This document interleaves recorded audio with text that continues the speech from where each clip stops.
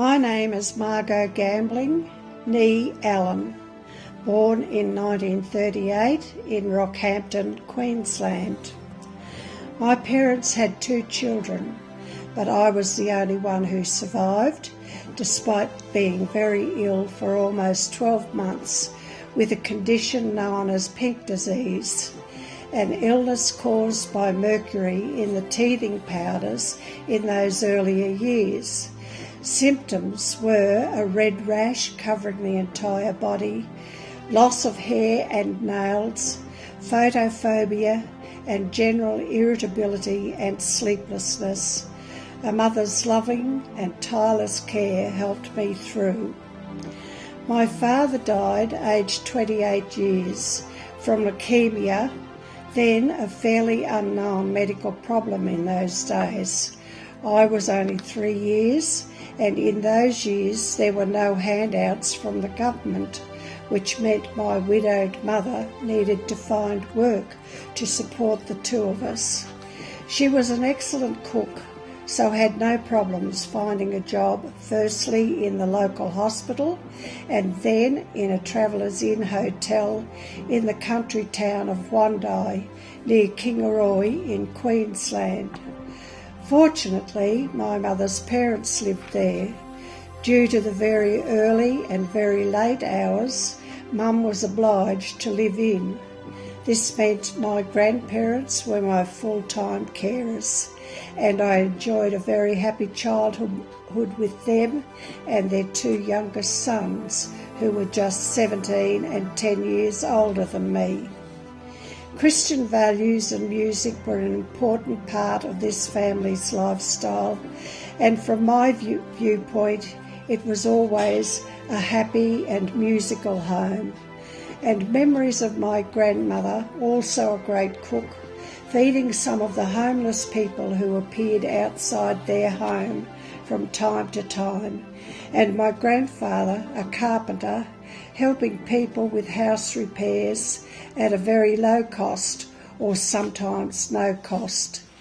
Time spent with my gran while she did her dressmaking were happy and possibly learning experiences in sewing and are now cherished memories.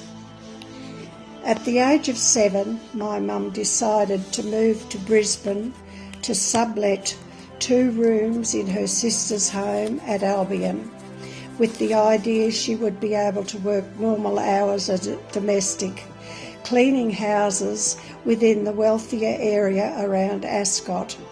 This meant I had to transfer from the Wandai State School to Ascot State School, a bit of a culture shock. It was here that Mum met through neighbours and finally married a wonderful Scottish gentleman 2 years later. I was so lucky to have a stepfather who was more like a father to me. As a new family, we moved to the newer suburb of Salisbury. This was post-war era when building materials were unavailable, so we lived in an ex-army hut. One half was the kitchen and dining area with a wood-fire stove, and the other half into 2 bedrooms curtained off. No electricity, so carbide lights provided our lighting. Monday wash days in the outside area with a copper boiler and 2 cement tubs, one for rinsing, then the blue rinse to keep the clothes bright and white. Our clothesline stretched from one side of the property to the other on posts and were controlled by forked bush poles to support the weight of wet clothes, even though they'd been hand-wrung out extensively. The toilet was an outbuilding at the rear of the property. The toilet man collected the removable used pan each week from under the closet, and sawdust after each use kept our dummies, as we called them, as clean as possible, with a weekly scrub to be extremely clean. Toilet paper then was either newspaper squares or cut-up paper patterns. No luxurious toilet rolls. I hated the long walk up and back at night, especially if it was really dark. Bathing each night was in a large tub, filled and refilled with endless kettles of boiling water. How luxurious when we finally had a house with a bathtub and shower and then an inside toilet. 3 years later, building materials were readily available and we moved into our newly built home, furnished sparsely until the budget permitted the purchase of new furniture. But despite the lack of a fully furnished house, it was always open house to everyone. I attended Salisbury State School until my primary studies were completed in 1952 and had passed scholarship exams with really good marks in English, a lesser pass in maths and good marks in social studies. Those days that was a combination of history and geography. Scholarship level then was the equivalent to junior high school. As my parents couldn't afford to send me on to high school, it was time to find a job. Love came into my life in 1954 when I met the man who was to become my husband 5 years later. He and I were asked to assist friends of his and mine to be bridesmaid and groomsmen on their wedding day. This was an on and off relationship until at last we married in 1959. My first job in 1953 was as a sales assistant at Finney Isles in Queen Street, Brisbane. This is now the city's David Jones store. I learned quite a lot there, being moved from one department to another, but my ultimate desire was to become a nurse. This was why in 1955 I answered an advertisement for a receptionist at St Helens Methodist Private Hospital with the intention of training as a nurse when I turned 17. Unfortunately, this wasn't meant to be, but in 1971 I was able to pursue my dream when, as a wife and mother of 3 children, and with the wonderful help of my husband, I enrolled for training as a nurse's aide at Footscray General Hospital, a job which I thoroughly enjoyed. I was almost through my training when my husband, at that time a member of the RAF in Laverton, Victoria, was posted on to Sydney, which meant we had to move before I'd completed the final exams. New South Wales wouldn't accept Victorian nursing standards, so that put paid to starting over again. My next job was as an occupational therapy aide in the Lidcombe Rehabilitation Unit, assisting the therapists with their treatment and exercises to retrain mostly young people from accident head injuries and older people who had had strokes or such. A very interesting and rewarding job, especially when seeing these same people almost recovered and ready to get on with life again, even with a slight disability. My husband, after 20 years of service in the RAF, decided it was time he left the Defence Forces to allow our children the opportunity to put down roots and make permanent friends. So he discharged at Amberley, and we finally were able to buy our first home. With children settled in their new schools, again, I needed to find work to help with finances and ease my boredom, so applied for a job as a teacher's aide with the Endeavour Foundation, an organisation dealing with intellectually handicapped children of all ages. My previous job experiences were quite beneficial in this position. Until the Endeavour schools were being transferred across to the government's Department of Education, I enjoyed every aspect of helping teachers, speech therapists, physiotherapists and psychologists, and the pupil themselves learning and achieving confidence in themselves. What a delight they were, and times ever so funny. So happy with their achievements when they managed to do something right. One thing which disgusted me was the appalling attitude of quite a lot of the general public when we'd take these young ones on an outing, teaching them to use public transport or how to behave in eating places. My thoughts were, there but for the grace of God go I. Uncertainty about this governmental takeover and wondering if these young people would survive it all, I decided to stay with Endeavour as a workshop supervisor, training the clients to perform light tasks for outside companies, such as packing eating utensils and nappies, etc., napkins, I should say, for the then Trans-Australian Airlines, or repacking 10-kilo lots of arrowroot into 1-kilo packages for shop sales. All meaningful work which gave our clients a sense of a job well done. All in all, I enjoyed the experience here of watching their delight when they did something different and got it right. After 14 years in the school and then the workshop, it was time to retire. Our family, then grown up and moving off into their own lifestyles, my husband and I began our retirement and looking into our family's ancestry.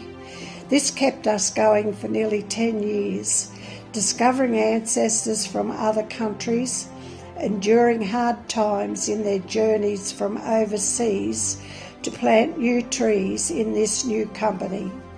So it was with great joy and excitement when we were able to travel to these other lands to walk where our ancestors had walked. How good it was to find these places in France, Germany, England and Scotland, and understand some of the history we'd gathered. Another delightful experience we'd shared was Scottish country dancing with a group of friends each week. Scottish ancestry on my husband's side, and my Scottish stepfather was another reason we loved these hilarious and very energetic weekly jigs and reels. Grandchildren add special joys to a family, and how delighted we were to welcome 2 lovely granddaughters into the family. We watched these beautiful girls grow from babyhood into young women with surprises, pride and joy, and revelling in our times with them. On the other side are things I'd rather not remember nor dwell on. The death of my middle child when he was only 49 years, struck down by lung cancer, which was quite heartbreaking. And our third child, well and truly overdue back in 1967 when we were living at East Sale in Victoria. A difficult pregnancy where medical care wasn't first class. I gave birth to an ugly-looking baby, which was 6 weeks over time. Face completely swollen, slits for eyes, what resembled an unformed nose, and very long fingernails around peeling skin. 3 days of oiling only and no bathing brought this little fellow's looks back to a quite normal, lovely baby. The problems arising from this were that he was diagnosed by a specialist as having hyperkineticism, now known as ADHD. Sometimes not always a lovable child, but now a very caring and kind adult. We also had problems in his early years in Victoria with croup, in a steam tent for 10 days. Although we hated having to deal with it, the lessons we learned from that served us well as he grew older, and we needed to treat the times when he had difficulty in breathing. No problems now, of course. What has brought out the best in me, and am I proud of things I have done? I don't know what the best in me could be. If I am to be proud of things I have done, maybe it would be that I have served my church in many ways. Sunday school teaching, running a club for young girls, being part of a children's choir then, and then an adult choir, and enjoying the love of church members each week. I was secretary of our church soccer club for 12 years, then spent 2 years as state secretary of the Queensland Churches Soccer Association. A very interesting time arranging soccer festivals with other countries. One very interesting week with the Solomon Islands teams, an experience I'll never forget. Great soccer players, but much better harmonious singers. I've loved being involved with the Queensland Country Women's Association since 2005, and mostly in the QCWA Oxley Branch Choir, and still going. I just love the music and the members, even though most of them are into their 80s. They are a great bunch of friends. If it's reasonable to say I'm proud, I can really only say I have done everything wholeheartedly and to the best of my ability. Reading is another of my favourite pastimes, my favourite author being James Patterson. Movies also are my passion, although I'm not impressed with sci-fi movies.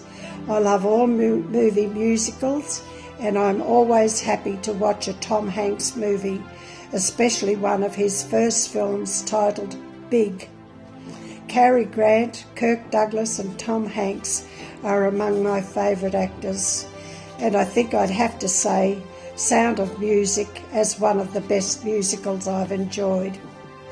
To the younger generation, my advice would be to love and respect your family. Remember, they had tough times to endure while raising their families and building homes. Be kind to people. Each one has some problem to deal with and would appreciate a kind smile or deed. Think before you speak. Unkind words hurt feelings, and once spoken cannot be taken back. Love and respect your future partner. Communicate with them and build your lives together, not separately. This doesn't mean you have to be solely tied together all the time. You can have separate hobbies and activities in your marriage as long as you cooperate with each other and never let the sun go down on your wrath. The question of what I'd do if I could live life over again, my answer is I don't think I'd do anything different. I've had a happy lifetime and God has been very good to me. I had wonderful childhood experiences, good dealings with people throughout my lifetime, and best of all, I had 53 marvellous years of marriage before my husband's death, and now a loving, caring family and many friends who have my interests at heart. My wish for something I could have said is really to have asked my mother, grandparents, aunties and uncles about the things in their lifetime, to have been more curious about my ancestors while they were still here to tell. It's too late to be curious when they are no longer with us, but of course those days were the era of children being seen and not heard. Thank goodness that has changed some over the years. Final words of wisdom. Be happy with yourself, for if not, you won't be happy with anybody or anything else. Always remember too, no matter how hard you try to manipulate the things you'd like to happen, it won't happen until it's time in God's plan for you. Thank you.